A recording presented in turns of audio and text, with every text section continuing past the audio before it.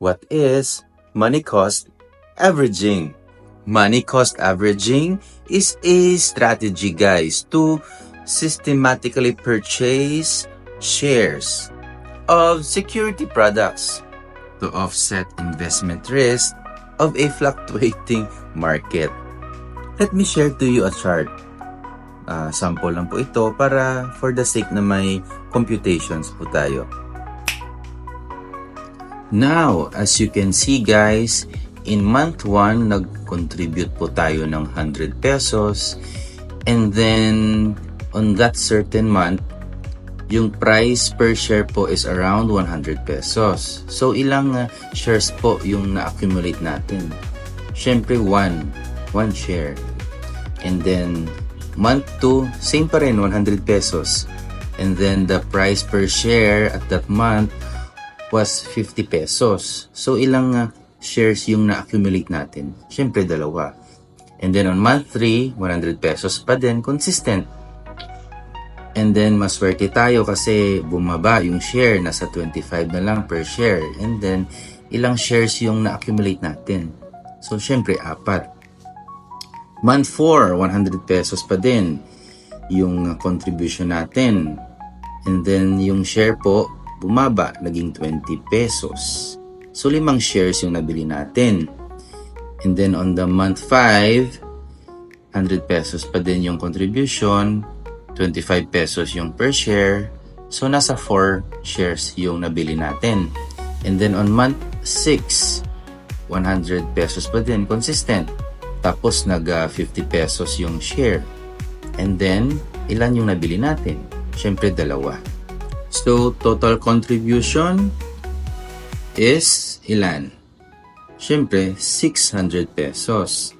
And then, the average price per share natin in the whole 6 months, we have 100 plus 50 plus 25 plus 20 plus 25 plus 50 is equals to 270 divided by 6. Yan po yung average price per share natin is 45 pesos.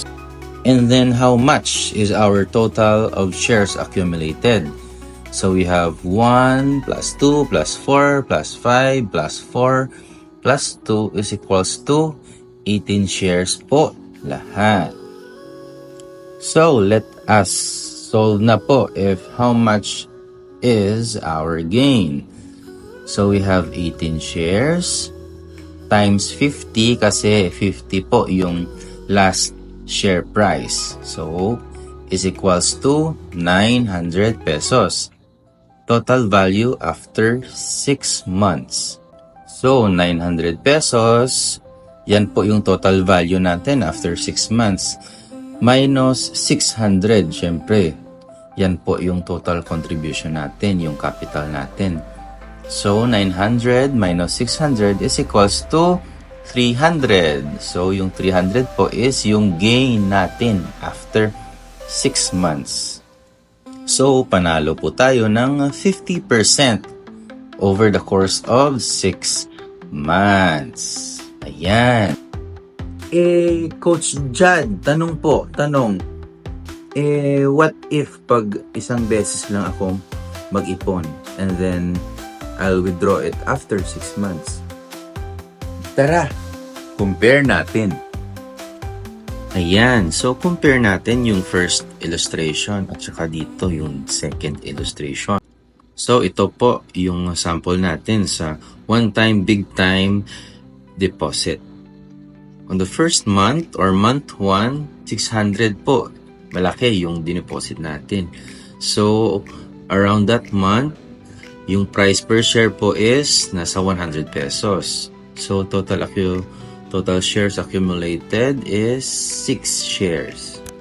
And then, from month 2 to month 6, wala, 0 po. Hindi po tayo nag-save or nag-contribute. So, total contribution po is around 600 pesos pa din. Average price per share, 270 pesos divided by 6, yun, 45 po. 45 pesos is the average price.